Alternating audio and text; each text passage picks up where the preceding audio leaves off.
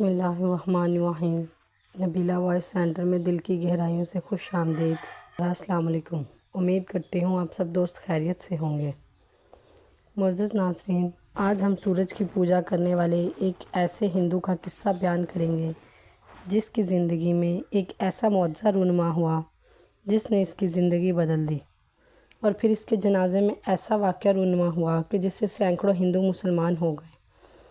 وہ ہندو کون تھا، اس کی زندگی میں یہ انقلاب کیسے آیا اور اس کے جنازے میں کیا واقعات رونما ہوئے؟ آئیے یہ سب جاننے کے لیے ویڈیو کی جانب بڑھتے ہیں۔ علامہ دوست، قریشی کی روح کو زنگ کو اتارتی ہوئی داستان۔ وہ مدرسے کے قریب ایک محلے میں امیر ہندو گھرانے میں پیدا ہوا اور ہندوؤں کے اس گروہ سے تعلق رکھتا تھا جو سورج کی پوجا کرتے ہیں۔ بچپن گزرا تو جوانی شروع ہوئی۔ بچپن کی طرح اس کی جوانی بھی نرالی تھی۔ وہ ایک ہمدرد نوجوان تھا اور ہر دم ہر وقت کسی کی مدد کو تیار رہتا۔ مذہبی تعصب سے بالا تر محلے کی سب خواتین کو ماسی کہتا، ان کے کام کرتا۔ اس کا یہ جوانی سے معمول تھا کہ وہ صبح سویرے مدرسے کے کنویں پر سورج طلوع ہونے سے پہلے آتا، پانی نکال کر نہاتا اور پھر اپنی پیر سورج کی طرف کر کے اپنے صاحب کے اوپر گردن پر نظر جما کر گھنٹوں کھڑا رہتا اور سورج کی پوجا کیا کرتا تھا۔ نہ کبھی اس نے مولانا جی سے ملاقات بڑھانے کی کوشش کی اور نہ ہی کبھی مولا جی نے اسے کنویں پر نہانے اور نہ ہی مدرسے کے کونے میں اپنی عبادت کرنے سے روکا۔ وقت گزرتا گیا اور مولانا صاحب بوڑھے ہو گئے۔ نظم و نسق ان کے فرزند کے ہاتھ آیا۔ ادھر سوریہ مہاراج بھی جو کہ ہندو تھا، جن کا قصہ بیان ہو رہا ہے، وہ بھی عمر کے آخری دور میں داخل ہو چکے تھے، مگر معمولات میں کوئی ناغہ نہیں تھا۔ ایک دن بادل بنے ہوئے تھے اور سوریہ مہاراج نہا کر سورج کا انتظار کر رہے تھے، مگر بادل سورج کو دبوچے بیٹھے تھے۔ پتہ نہیں تقدیر کو سوریہ مہاراج پر ترس آیا یا خود ان کا موڈ مسلمان مولوی کو چھیڑنے کا بن گیا۔ وہ مولانا صاحب کے پاس جا کھڑے ہوئے۔ اس وقت وہ ککر سے مسواک کاٹ رہے تھے۔ انہوں نے کہا، مولانا صاحب، نہ تو آپ کے بڑوں نے ہمیں مسلمان بنانے کی کوئی کوشش کی، نہ ہی آپ ہمیں جنت میں بھیجنے کی کوشش کرتے ہو۔ انہوں نے مذاق کے انداز میں مولانا صاحب کو چھیڑ دیا۔ پلٹ کر سوریہ جی کو مولانا صاحب نے دیکھا، ان کا ہاتھ پکڑ کر اپنے دفتر میں لے آئے۔ مولا جی نے کہا، سوریہ جی سنائیے، آج ہمارے نصیب کیسے جاگے؟ آپ نے ہمیں وقت کیسے دے دیا؟ آپ جناب تو کسی کو لفٹ نہیں کرواتے۔ مولانا نے مسکراتے ہوئے کہا، بھائی تم میرے بچوں کی جگہ ہو، مجھے گچھا دینے کی کوشش مت کرو۔ سوال پہلے میں نے کیا ہے، جواب بھی میرا حق بنتا ہے۔ آخر تم لوگ ساری دنیا کو مسلمان بنانے بستر اٹھائے پھرتے ہو۔ بھیا میں بھی تمہارا پڑوس میں ہوں، پوری عمر گزار کے چلا ہوں۔ مجھے کسی نے ایک بار پڑوسی کے حق سے بھی جھوٹے منہ نہیں پوچھا کہ میاں تم بھی مسلمان بننا چاہتے ہو یا نہیں۔ سنا ہے پڑوسیوں کے بڑے حقوق ہوتے ہیں اسلام میں، چلو ہمیں پڑوسیوں کے کچھ حق ہی دے دیتے۔ سوریہ جی کی بات نے مولانا کو سنجیدہ کر دیا۔ وہ بڑے نرم لہجے سے بولے، سوریہ جی، میرے والد مرحوم کی جان نکلنے سے پہلے وصیت آپ کے لیے تھی۔ وہ فرماتے تھے، یہ سوریہ جنتی آدمی ہے، اس میں ساری عادتیں اللہ کی پسندیدہ ہیں، بس تھوڑا کاغذی کام باقی ہے۔ یہ اندر سے مسلمان ہے، اللہ کی رحمت اس پر ٹوٹ پڑنے کے لیے تیار ہے، بس تم اس لمحے کے لیے تیار رہنا جب سوریہ جی میں اللہ کی محبت جاگے گی۔ اس وقت انہیں سنبھالنا تمہاری ذمہ داری ہوگی۔ مولانا کی بات سن کر سوریہ جی ہکا بکا رہ گئے۔ اچھا بھائی، تو مولانا مرحوم بہت پہنچی ہوئی ہستی تھے، ہمیں خبر بھی نہیں لگنے دی اور ہمیں پڑھتے رہے۔ خیر، مولانا نے پوچھا، سوریہ جی آج آپ عبادت نہیں کر رہے؟ بیٹا تمہیں معلوم ہے سورج نظر نہ آئے تو ہماری عبادت نہیں ہوتی۔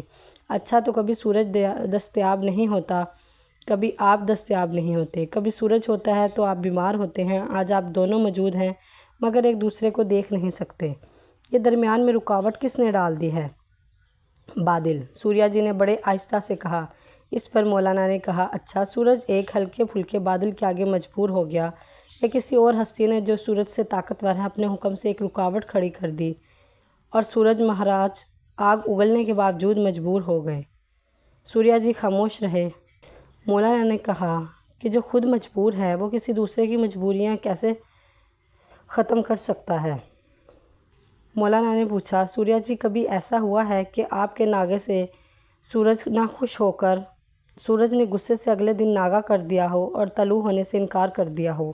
ایسا کیسے ہو سکتا ہے؟ سوریا جی نے پلٹ کر سوال داغ دیا، ایسا کیوں نہیں ہو سکتا؟ یا اسے آپ کے ناگے کی خبر نہیں ہوتی، یا اسے پتہ نہیں چلتا؟ مولانا نے نرمی سے گفتگو کو جاری رکھا۔ سوریا جی نے بولا، اسے غصہ بھی آتا ہے اور اسی غصے سے بچنے کے لیے ہم ان کی پوجا کرتے ہیں۔ انہیں ہماری پوجا کی خبر بھی ہوتی ہے، مگر کیا؟ مولانا نے بات کو جاری رکھا، مگر سورج دیوتا مجبور ہے کہ وہ طلوع ہو، اپنی مرضی سے طلوع نہیں ہو سکتا اور اپنی مرضی سے غروب نہیں ہو سکتا۔ سوریا جی نے ایک سوچتی ہوئی شکل کے ساتھ جواب دیا، مہاراج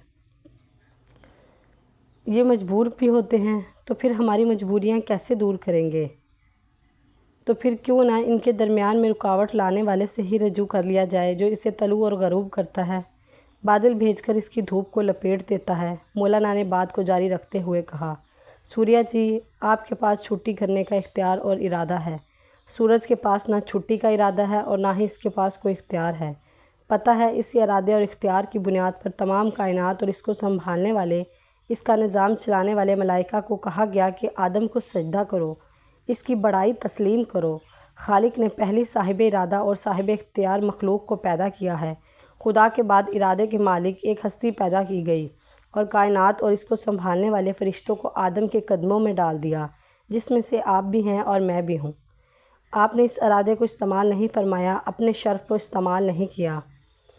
کیا اسے ویسے کا ویسا ہی رب کے پاس لے کر چلے جاؤ گے سوریا جی، اور پھر اسے کیا منہ دکھاؤ گے؟ اس سجدے کا حق تو ادا کرتے جاؤ جو اس اختیار کے صدقے اس فرشتوں سے کروایا تھا۔